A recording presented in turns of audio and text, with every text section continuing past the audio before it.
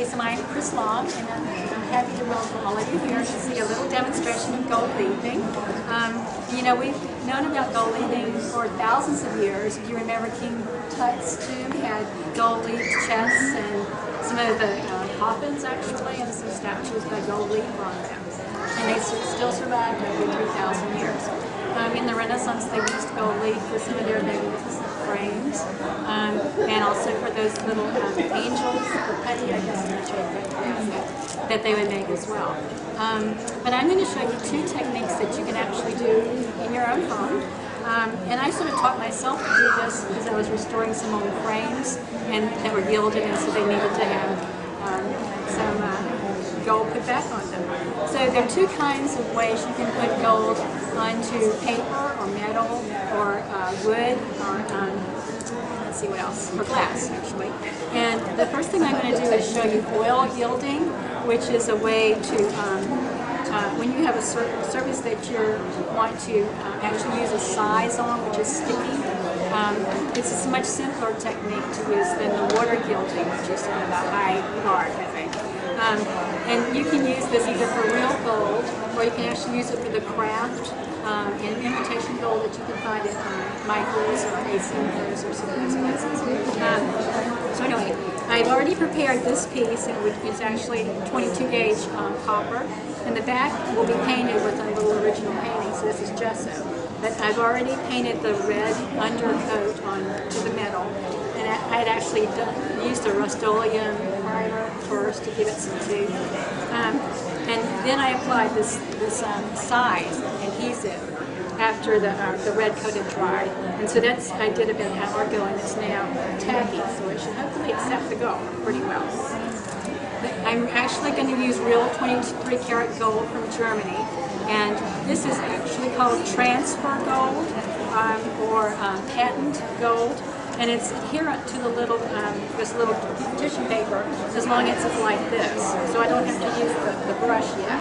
And really all you do is turn it over on top of the already prepared surface. You lay it down. Hopefully this works. And I forgot my cotton ball, but anyway, I'm going to just use my finger and hope this works. And I think I missed the mark just a little bit, but I can repair that.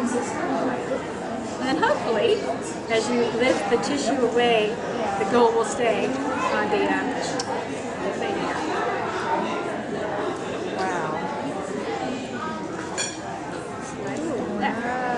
Is the heat of your hand bad for it? Is that why you use it? Just because it's soft. Okay. And I have one more piece here, so I can finish up the here. This came in a booklet of 25 sheets. And it was, I think, about $30, but I bought this quite a few years ago.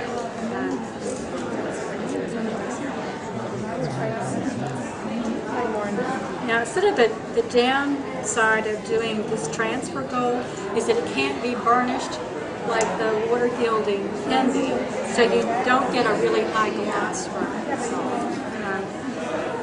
If you're using the imitation gold, you actually have to coat it with this sealer, because the imitation will actually tarnish.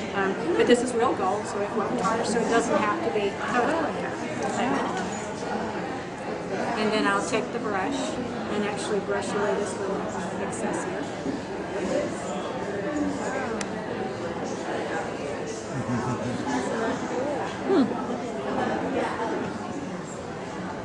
And this in essence is, and you try not to sneeze.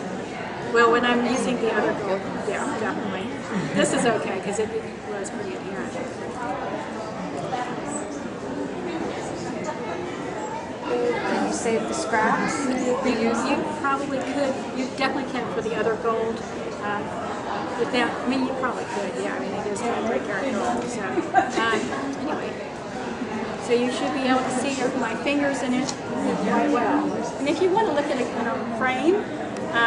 It is an old frame and you don't know whether it's real gold leaf, you should be able to see a reflection if it is sort of weathered over the years. But I did this earlier with the imitation, and this has actually been sealed. See how much less reflection that is? But if you were going to try to do this yourself, I would certainly start with the imitation. It's like $8 a package instead of $25. Okay.